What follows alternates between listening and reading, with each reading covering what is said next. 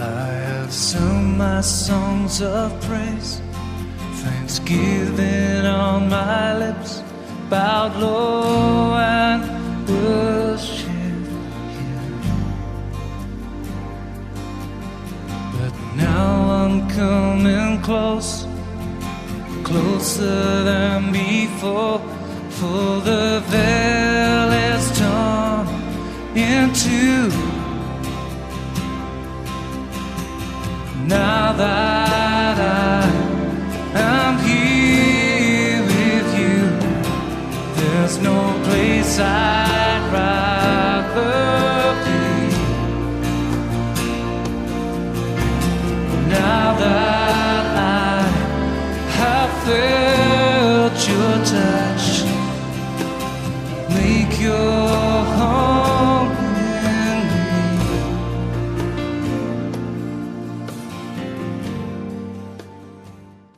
Senhor, nós estamos aqui reunidos em Tua santa presença, Senhor. Confiamos a Ti esse tempo, Senhor. Confiamos a Ti nossas vidas aos Teus pés em adoração, Senhor. Confiamos que o Teu Espírito está nesta reunião, Senhor. Temos a certeza que Ele é o cabeça desta reunião, Senhor. É Ele que nos eleva a Ti, Senhor. Senhor, mas que nós tenhamos que aprender uma coisa, Senhor.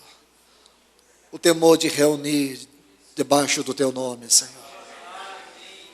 Não nos permita, Senhor, reunir sem ter este temor no nosso coração.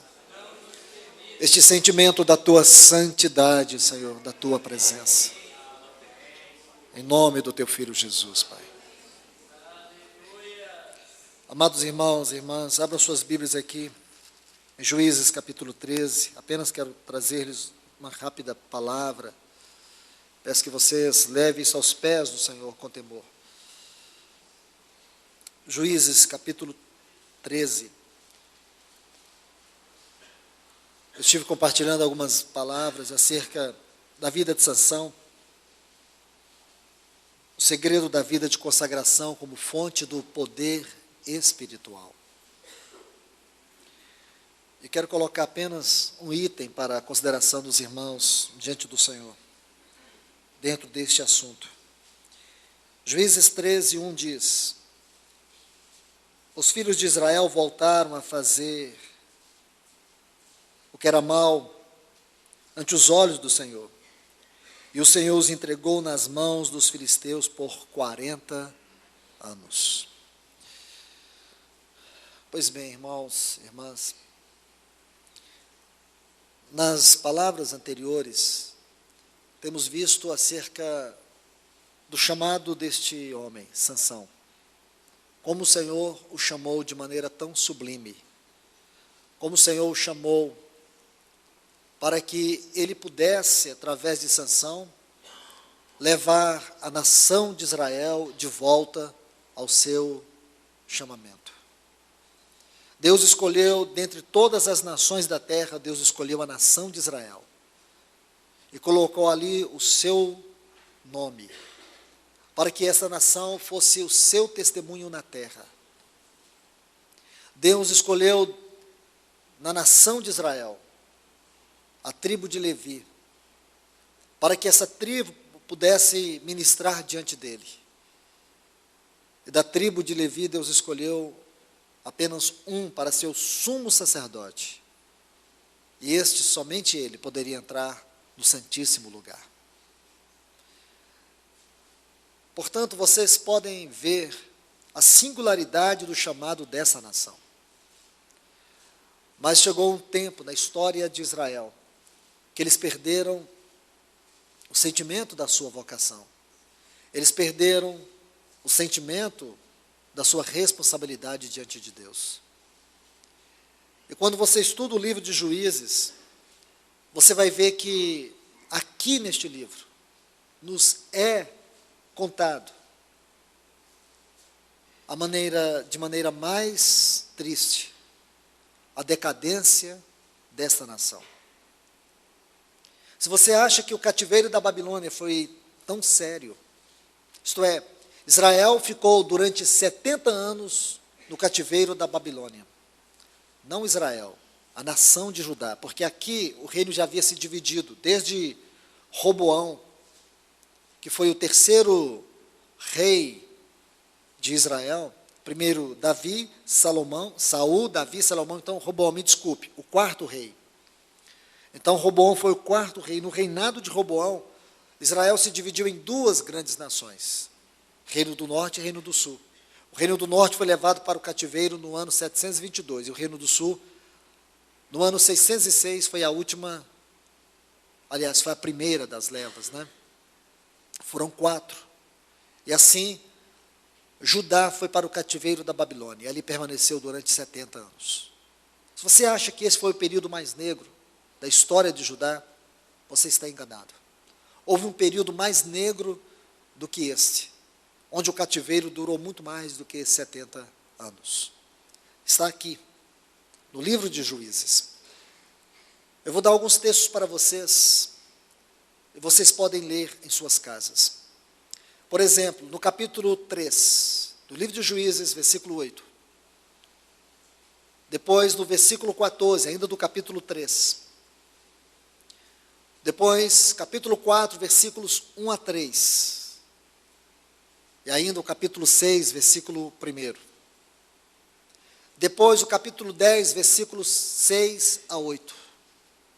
E aqui, por último, capítulo 13, versículo 1. Em todos estes textos que eu citei para vocês, vocês vão perceber os anos que Israel esteve debaixo de cativeiros, de opressão. Aqui no tempo de Sansão, diz que eles haviam feito o que era mal aos olhos do Senhor, e o Senhor os entregou na mão dos filisteus por 40 anos. Se você vier somando desde o versículo 8 do capítulo 3, até o versículo 1 do capítulo 13, você vai ver que Israel, Judá, juntamente com todas as tribos aqui, como estão, são as 12 tribos, então toda a nação de Israel, esteve debaixo do cativeiro do inimigo por 111 anos. Isso não é triste? Você lê o livro de Juízes e não perceber isso é uma grande perda. Meus irmãos e irmãs, você faz ideia que aproximadamente, podemos dizer, quase 3 gerações viveram e não conheceram o seu chamamento?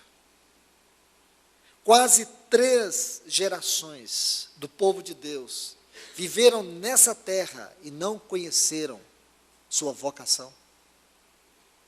Esta nação foi escolhida para ser o testemunho visível de Deus na terra.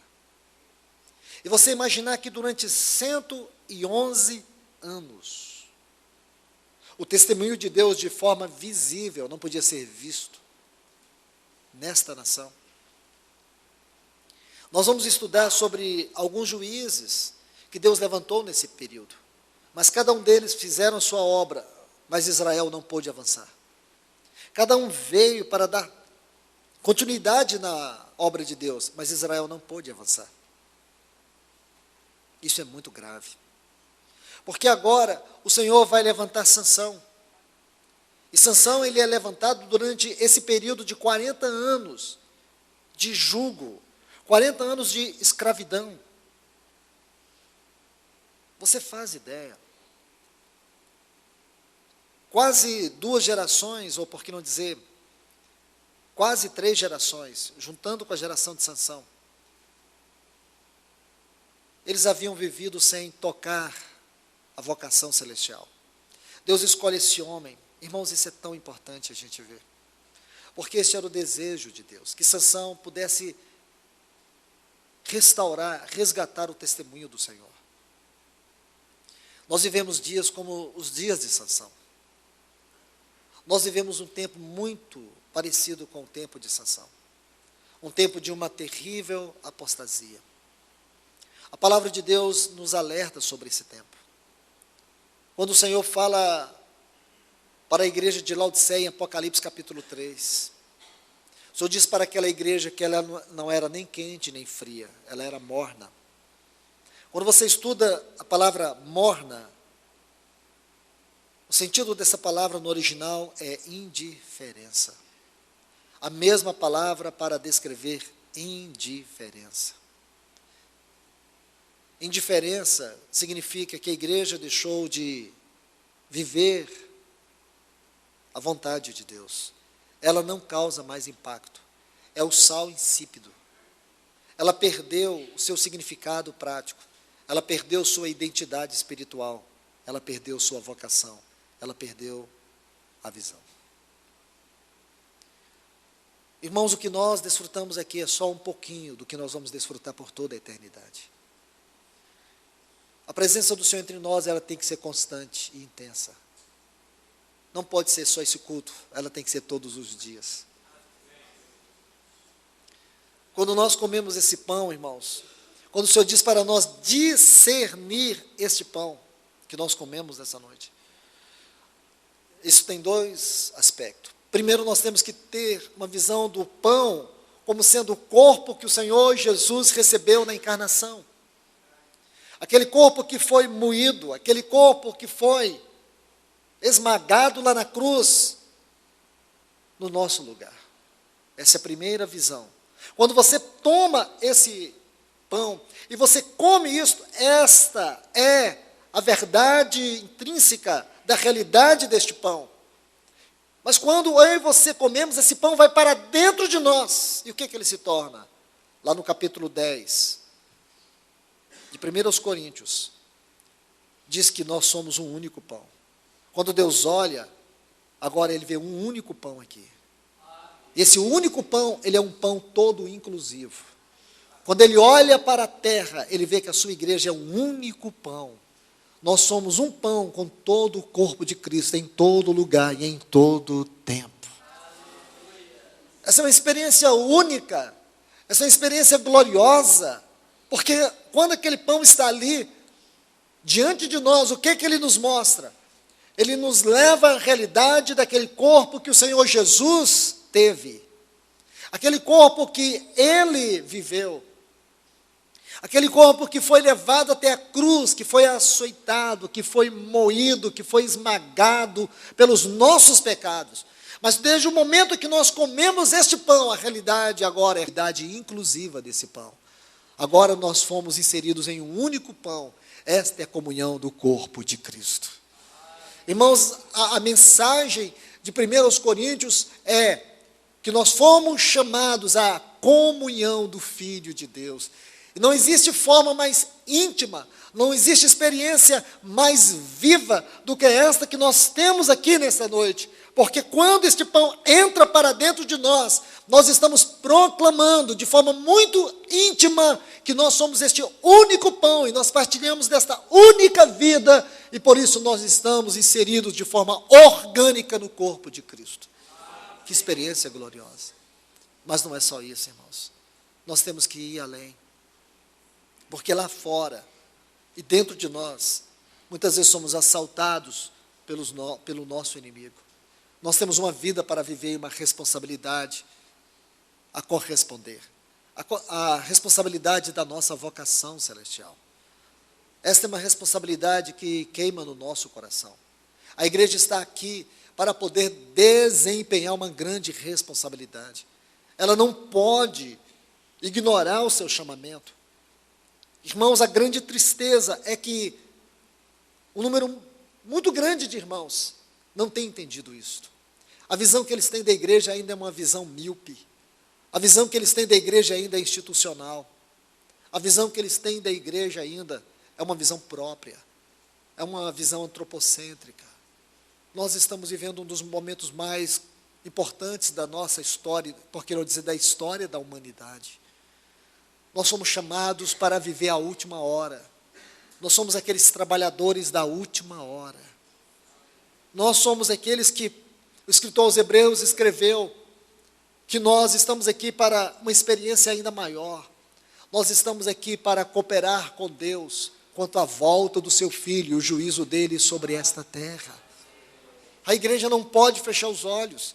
Sansão viveu o seu tempo, ele não discerniu, ele não valorizou, ele não foi responsável com a visão celestial. Meu irmão e minha irmã, em nome de Jesus, Eu te peço nesta noite, eu rogo a você nesta noite, seja responsável com aquilo que o Senhor tem te confiado. Deixa o seu mundinho espiritual, deixa essa esfera que você mesmo construiu, deixa tudo isto, renuncie tudo isto. Existe um chamado de glória de Deus para se confirmar no teu coração. Não seja desobediente ao chamado do Senhor. O inimigo pode estar te envolvendo, te entretendo com coisas que não são significantes para Deus, são madeira, palha e feno. Irmãos, eu sei que vocês conhecem esse texto, mas olhe aqui, por favor, 1 Coríntios, capítulo 3.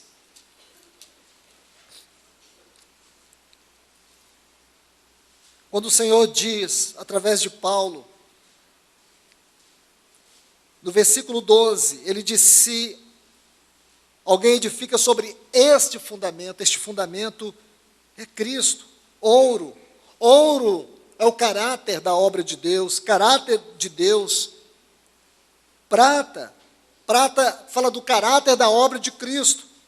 Pedras preciosas, o caráter da obra do Espírito Santo. Então podemos edificar com isso, mas também podemos edificar com madeira. Você sabe que, tipologicamente falando, madeira fala da natureza humana. Aí depois ele diz o quê? Com feno fala da glória humana. E por último, com palha fala da obra humana.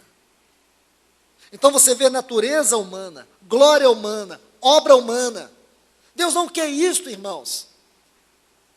Meu coração precisa estar diante de Deus. Será que aquilo que eu tenho procurado servir ao Senhor não é da minha natureza? Não é para a minha própria glória? Não é minha obra?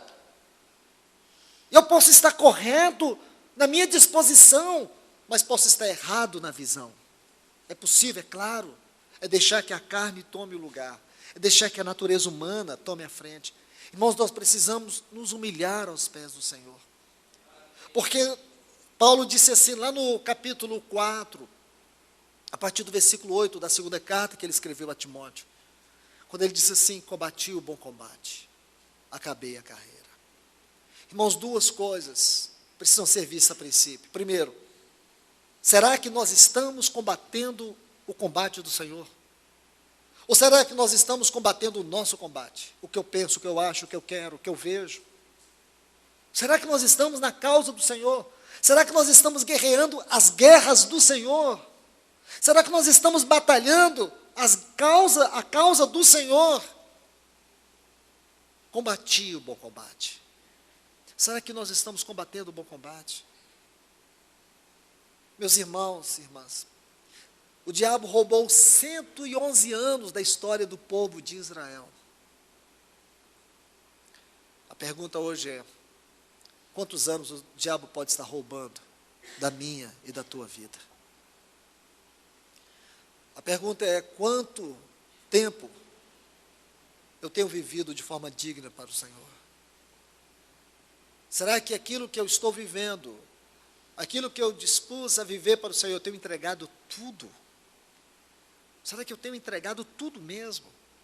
Será que eu não estou retendo alguma coisa para mim? Será que não é muito vantajoso para mim estar aqui em cima desse púlpito?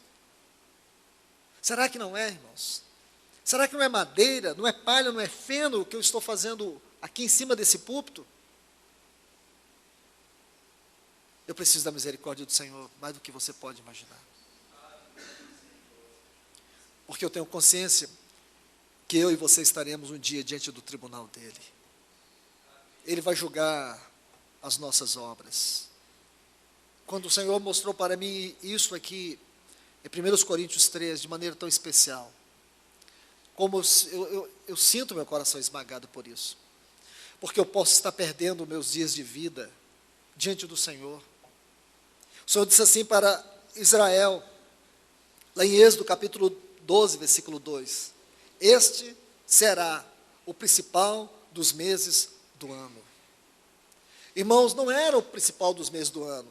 Deus falou isso entre o mês de março e abril. Foi incrível, que Deus nem esperou o mês começar, foi justamente naquele dia. Era entre março e abril quando Deus falou essa palavra.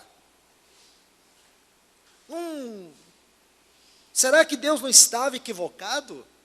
Irmãos, Deus não está com os olhos na cronologia deste mundo como eu e você. O tempo de Deus é outro. Deus é atemporal, Ele está acima do tempo. Mas Ele conta a nossa vida diferentemente do que o mundo conta. Olha um exemplo precioso. Se você abrir sua Bíblia no capítulo 4 do livro de Gênesis, você vai se deparar com a genealogia de Caim. Quer ver? Dá uma olhada aí. Versículo 17 está assim: coabitou Caim com a sua mulher, a qual lhe deu à luz Enoque. Edificou uma cidade e a chamou o nome do seu filho Enoque. E a Enoque lhe nasceu Irade, a Irade Meujael. Meujael gerou Metusael. Aí você vai vendo a sequência da genealogia de Caim. Agora, por favor, capítulo 5 de Gênesis, versículo 3. Viveu Adão 130 anos e gerou um filho à sua semelhança, conforme a sua imagem. Ele chamou Sete. Aqui está a genealogia de Sete. Foram os dias de Adão, depois que gerou Sete, 800 anos, e gerou filhos e filhas. E foram todos os dias de Adão, 930 anos, e morreu. Sete viveu 105 anos, e gerou Enos, e por aí vai. Você notou alguma diferença aqui? É claro, como não notar? Na genealogia de Caim não existem anos de vida contados. Na geração de Sete, há anos de vida contados. Você vê que Deus não contou os anos de vida vivido pela geração de Adão, mas Ele contou os anos de vida vividos pela geração de Sete. O que significa do ponto de vista espiritual? Do ponto de vista espiritual, para Deus, Caim nunca viveu. O que significa que Deus só conta o tempo que nós vivemos para Ele. Quanto tempo nós temos vivido para Deus? Por outro lado, quando você olha para o livro de Juízes, você nota que o propósito do inimigo é nos desgastar de tal forma que nós não venhamos viver para Deus.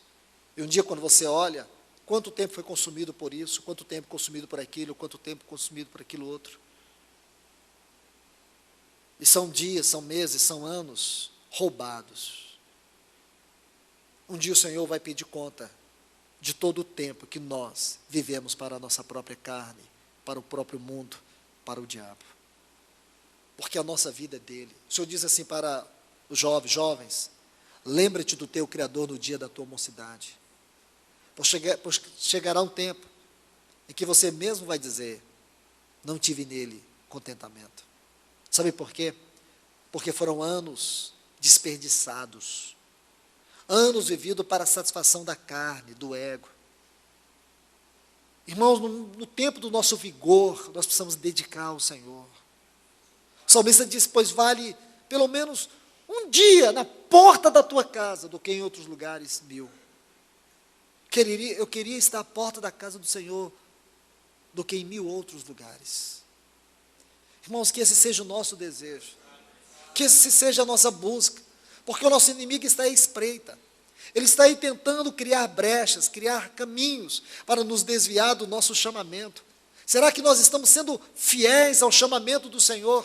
Será que nós estamos sendo fiéis à nossa vocação celestial?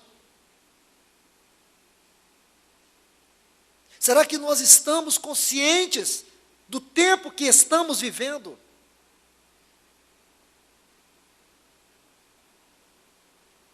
Será que os nossos olhos estão abertos para aquilo que Deus verdadeiramente está fazendo para cumprir sua palavra? Um dia, eu e você saberemos disso, porque estaremos diante do seu tribunal. E que não seja para nossa vergonha, irmãos. Que o Senhor possa dizer, apartai-vos de mim, os que praticam a iniquidade. A palavra iniquidade, já expliquei para vocês, é quebra de princípio. O Senhor está falando à sua igreja. A história de Sansão é a nossa história. Nosso chamamento é um chamamento para a consagração. E a consagração é a fonte do nosso poder espiritual. Aonde reside o nosso poder espiritual? Na nossa vida de consagração. Consagração significa que você não vive para você mesmo, não vive para você mesma. E tudo aquilo que você não levou ao altar não é consagrado. Irmãos, escute isso. A vida de Abraão era uma vida marcada por altar, ou por altares. Ele edificou 4 altares. Você sabe que o último altar que ele edificou ao Senhor foi aquele altar que ele colocou Isaac. Este altar, ele mostra para nós a real diferença entre Isaac e Ismael. Porque Isaac foi aquele que foi levado ao altar, Ismael não. Ismael representa a carne. Isaac representa aquilo que é espiritual. Irmãos, aquilo que nós não colocamos no altar do Senhor não serve para o Senhor. Seja a nossa vida, seja o nosso casamento, seja os nossos filhos, seja o nosso trabalho, seja tudo. Porque no altar tem que se colocar tudo. Deus não recebe nem aceita migalhas. Se você não compreender que a sua vida é uma vida de mordomo e não de dono, você não é dono de nada, você é apenas um servo nas mãos dele. Se você não foi capaz de ver isso, então sua vida é uma vida vivida para o seu próprio deleite, e o final disso será palha, fendo, madeira. Nossa vida não é a mesma vida de uma pessoa qualquer neste mundo. Nossa vida tem uma conotação espiritual. Irmãos, um dia, o elemento vivo da vida do Filho de Deus em ressurreição entrou para dentro de nós. Quando você creu no Senhor Jesus, a vida do Senhor Jesus, pelo Espírito derramado, veio e nos habitou para sempre. Essa é a verdade mais profunda que você pode ouvir. E desde esse dia, você não pertence mais a você mesmo, a você mesma. Você é dele. Se você não tomou conhecimento disto, você ainda não compreendeu o que é esta salvação. Essa salvação implica que tudo que é dele é nosso. E tudo que somos é dele, é esta a aliança. O Senhor Jesus, ele é o fiador desta aliança. Como fiador, ele garante o Pai, que o Pai receberá tudo que ele investiu nessa aliança. E ele garante do nosso lado que nós cumpriremos tudo.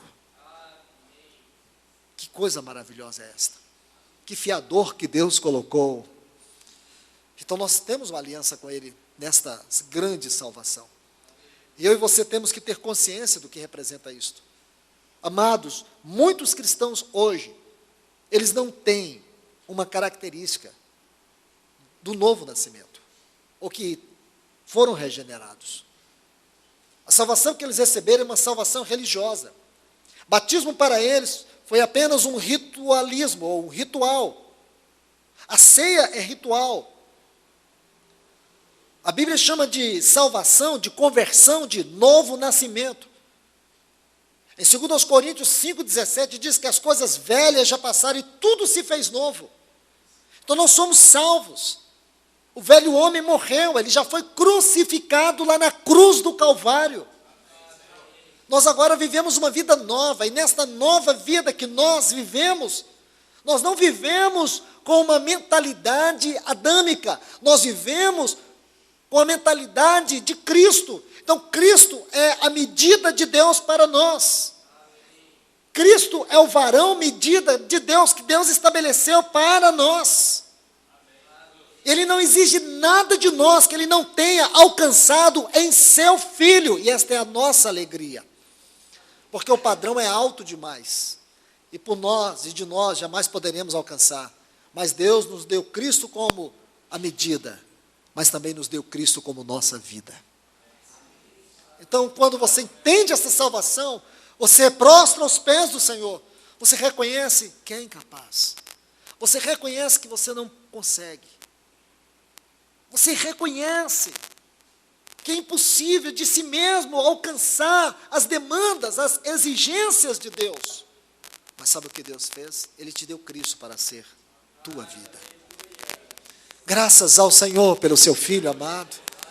Então agora, irmãos, nós entendemos que essa salvação é um relacionamento. Salvação é um relacionamento com a pessoa de Cristo. Ou por que não dizer, é um relacionamento com Deus na pessoa de Cristo. E como nós vamos conseguir relacionar com Deus na pessoa de Cristo? Para isso Deus nos deu outra dádiva, nos deu o seu Espírito. Nós não sabemos fazer nada que agrada a Deus. Porque sempre que queremos fazer algo que agrada a Deus, nós fazemos com a nossa força, com o nosso suor, e nós pecamos. Aí sabe o que Ele nos deu? O Espírito Santo. Ele tanto conhece as profundezas de Deus como a nossa incapacidade. E Ele sabe como nos levar. Ele sabe como nos introduzir. Porque Ele vai, de forma gloriosa, substantificando a obra da pessoa de Cristo Jesus dentro de nós. E aí nós conseguimos tocar na adoração, conseguimos tocar na oração, conseguimos tocar na nossa vida. E quantas vezes eu e você falhamos, e Ele vai nos convencer ainda do nosso pecado. Ele é chamado de Paracleto. Quando a Bíblia diz que Ele é o Paracleto, a Bíblia está dizendo que Ele é muito mais do que uma só pessoa. Embora Ele é uma pessoa, mas Ele é muito mais do que você pensa sobre Ele. Quando você usa essa palavra Paracleto, lá em Apocalipse capítulo 1, nós temos os 7 Espíritos de Deus. Na verdade, não são 7 Espíritos de Deus, mas esta é uma frase para poder falar da obra setuplicada do Espírito Santo. E a resposta para a obra setuplicada do Espírito Santo está na palavra Paracleto. Nesta palavra diz que Ele é o nosso advogado. Imagine, irmãos, a nossa causa é tão séria, mas a nossa causa é tão séria diante de Deus, mas Ele nos deu um advogado. Esse advogado é o Espírito Santo. Ele conhece as nossas debilidades, nossas fraquezas. Então, nessa palavra Paracleto está isso aqui, advogado. Ele toma a nossa causa, Ele leva a nossa causa ao Filho.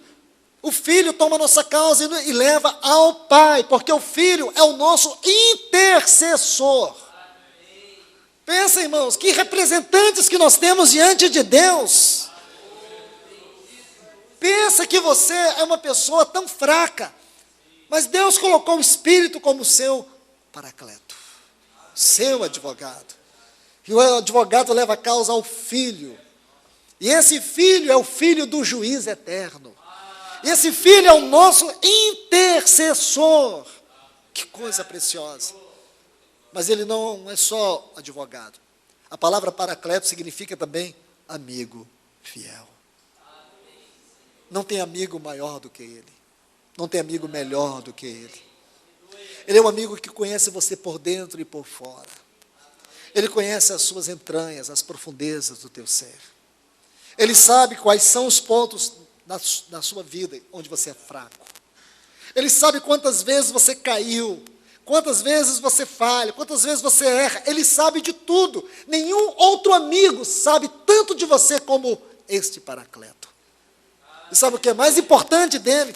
É que sabendo quem somos, Ele não nos deixa.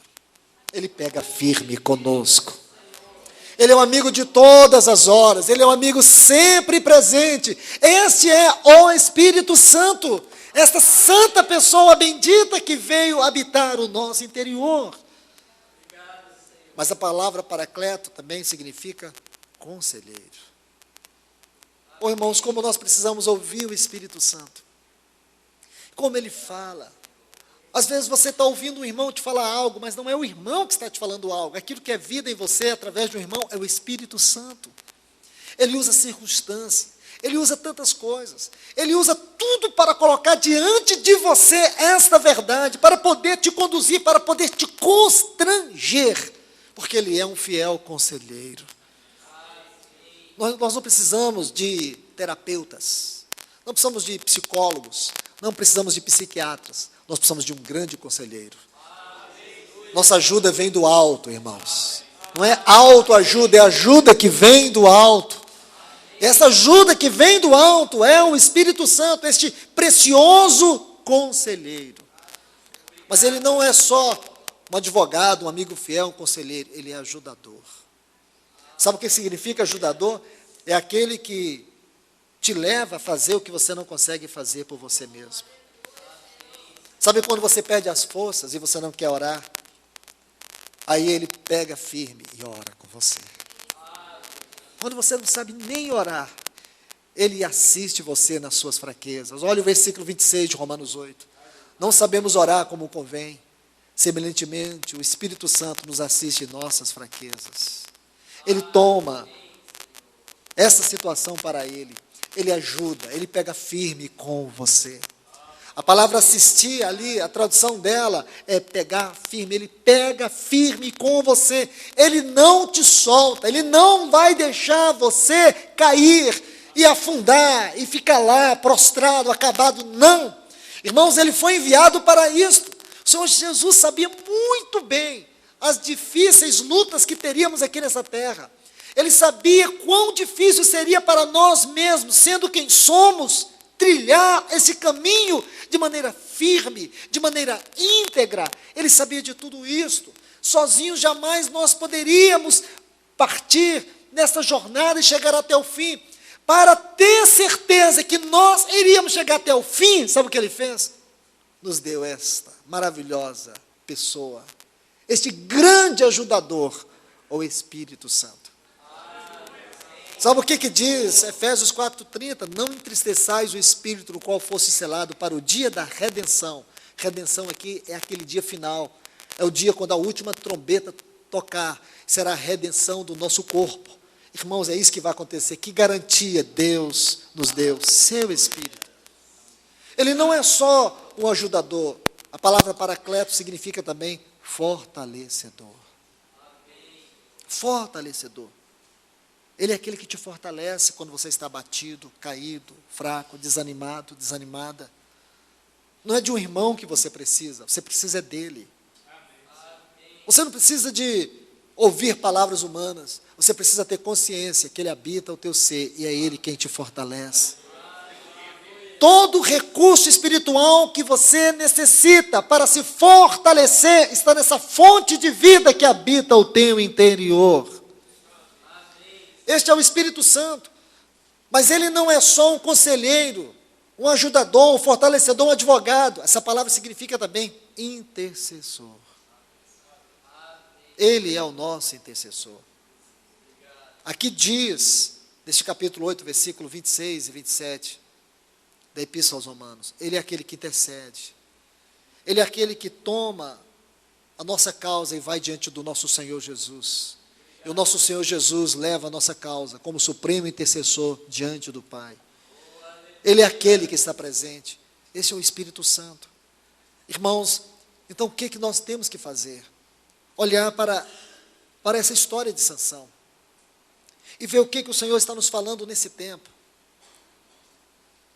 O Senhor está nos chamando a tocarmos a realidade do nosso chamamento e vocação. Nós não podemos ficar de braços cruzados.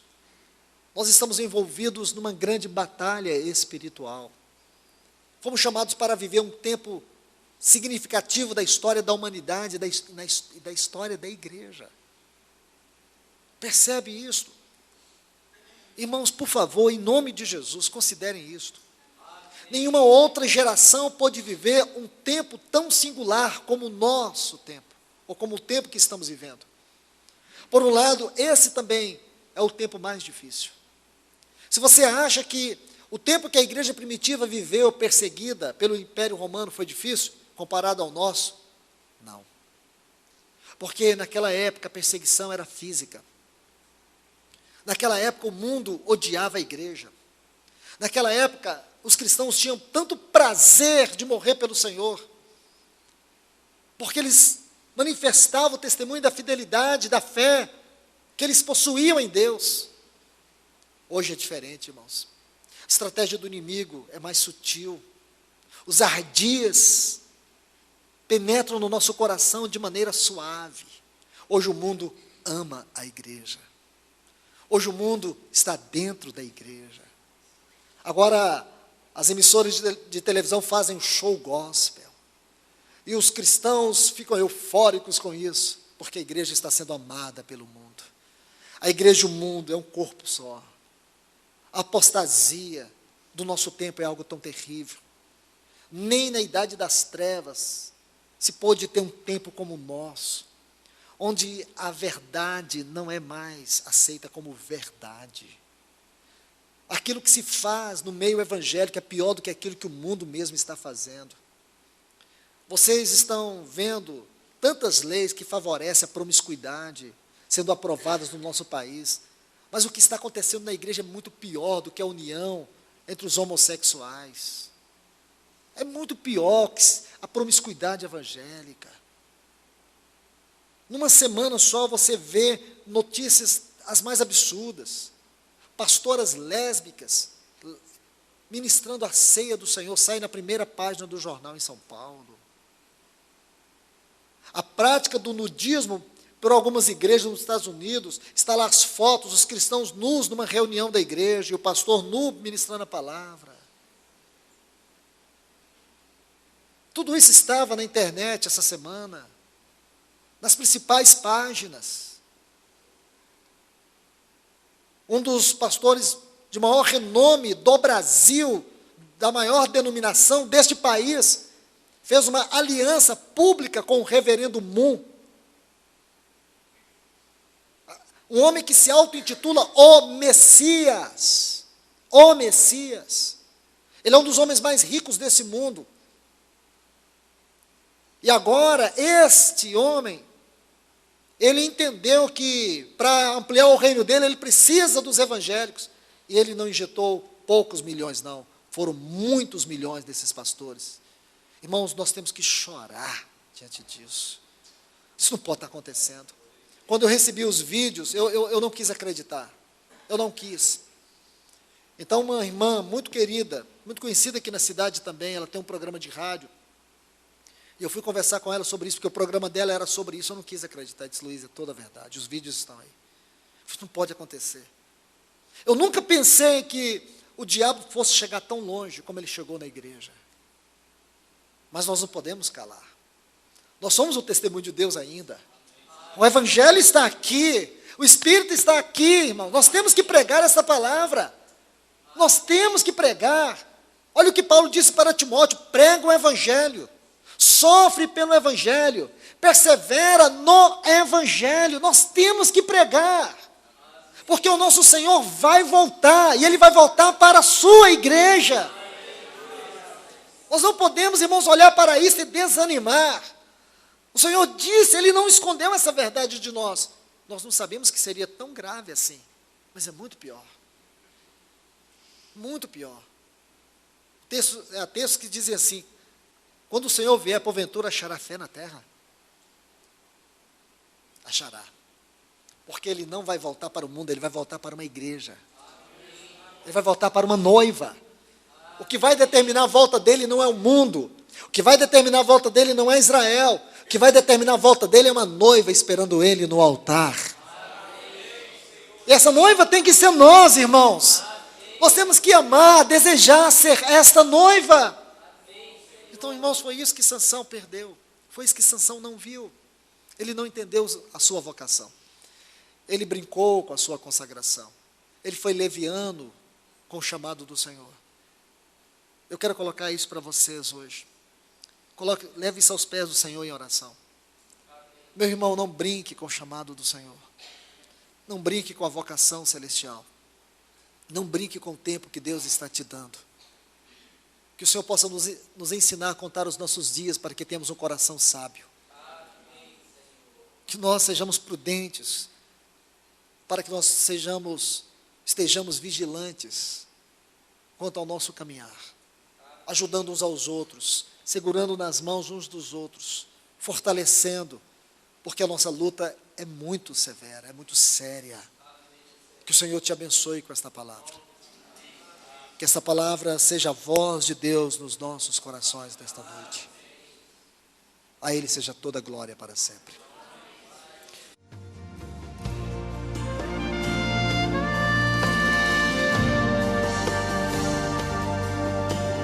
Feel so safe with you. acceptance in your voice. You whisper tenderly.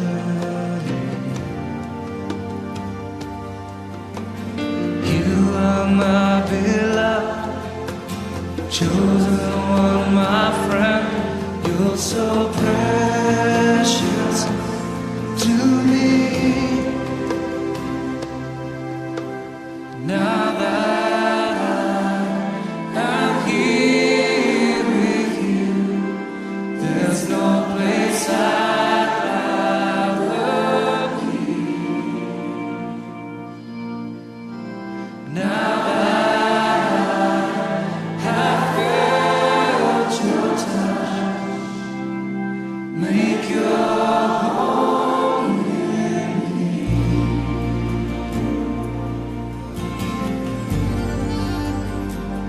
Make your home in me.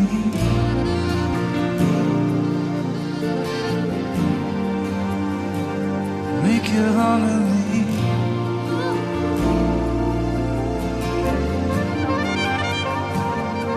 So will you come?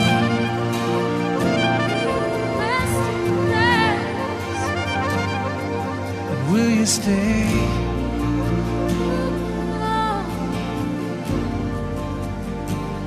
Make your home in me.